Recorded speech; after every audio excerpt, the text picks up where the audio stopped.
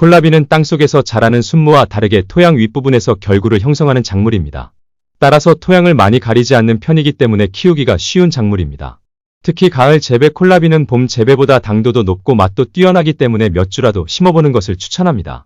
오늘은 가을 콜라비 심는 시기 및 재배 방법에 대해 자세히 알아보겠습니다. 먼저 콜라비 재배 환경에 대해 알아보겠습니다. 콜라비는 토양 윗부분에서 결구를 형성하여 자라기 때문에 토양을 가리지 않는 작물입니다. 하지만 품질이 좋은 콜라비를 수확하기 위해서는 유기질이 많은 토양에서 잘 자랍니다. 그리고 질소 함량이 낮으며 칼리와 칼슘 함량이 높은 토양에서 당도가 높고 품질이 좋은 콜라비를 수확할 수 있습니다. 콜라비는 서늘한 기후를 좋아하며 생육 적정 온도는 15에서 20도이며 양배추보다 저온과 고온에 잘 견디며 병충해 피해도 많지 않아 재배하기 쉬운 작물입니다. 콜라비는 봄밭에 직파하는 방식보다 육묘를 통해 모종을 봄밭에 심는 것이 발화율이 좋습니다. 콜라비 육묘 적정 온도는 12에서 18도입니다. 다음은 2025년 가을 콜라비 심는 시기에 대해 알아보겠습니다. 콜라비는 파종 후 60일이면 수확이 가능하기 때문에 봄과 가을 두 번 재배가 가능한 작물입니다. 봄 재배의 경우 늦서리와 발화율을 고려하여 4월 초에 모종을 만들어 5월 초에 봄밭에 심어주는 것이 좋습니다. 봄 재배 시에는 수확 시기에 너무 더워져 꽃대가 올라오고 장마 시기와 겹칠 수 있으니 가급적 빨리 수확을 해주어야 합니다. 가을 재배의 경우 봄밭에 직파하는 방식이나 모종을 키워 심는 육묘 방식 둘 다 가능합니다.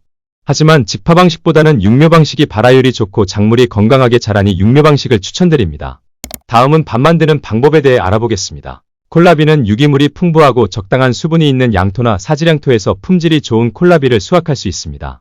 콜라비 토양 적정산도는 pH 6.0에서 6.8로 산성이 강한 토양이라면 모종 심기 3에서 4주 전에 석회를 넣고 토양을 잘 교정해줍니다. 콜라비 모종 심기 2주 전에 퇴비와 밑거름을 넣어주고 토양을 잘 섞어 두둑을 만들어줍니다. 콜라비는 수분 유지와 토양 온도 유지가 중요하기 때문에 두둑을 만들고 비닐 멀칭하는 것을 추천드립니다. 다음은 파종하는 방법에 대해 알아보겠습니다. 콜라비는 일반적으로 육묘를 한 뒤 모종을 봄밭에 심거나 모종을 구입하여 봄밭에 심는 것을 추천합니다. 하지만 주말농부나 콜라비를 처음 재배하시는 분들은 육묘가 현실적으로 어려우니 모종을 구입하여 심는 것을 추천합니다.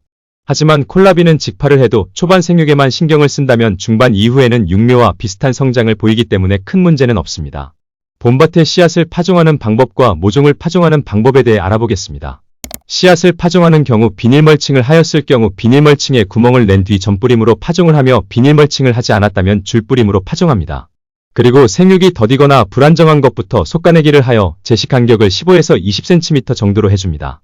모종을 파종하는 경우 본엽이 4장에서 5장 정도 자랐을 때 봄밭에 모종을 심어줍니다. 모종 심기 전에 모종 높이만큼 구덩이를 파고 물을 흠뻑 줍니다.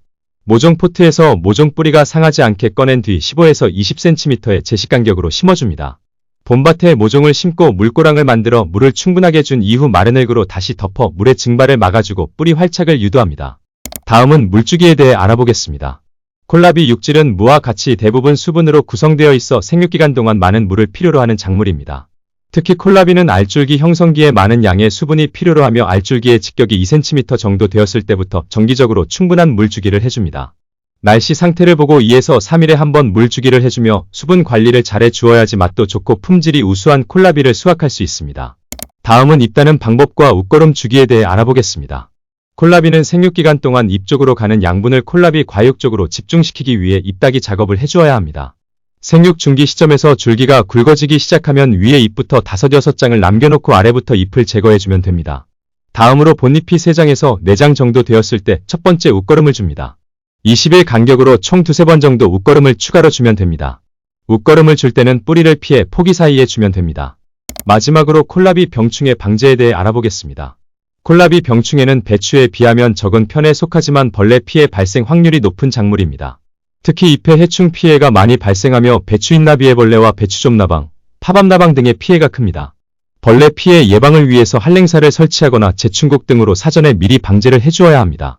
가을 재배의 경우 생육 초기의 온도가 높아서 벌레 피해가 심하기 때문에 봄밭에 파종하기 일주일 전에 사전에 좀나방과 진딧물 등 충해 방제용 농약을 쳐주는 것이 좋습니다. 오늘은 가을 콜라비 심는 시기 및 재배 방법에 대해 자세히 알아보았습니다. 구독과 좋아요는 텃밭 연구에 큰 도움이 됩니다. 영상 봐주셔서 감사합니다.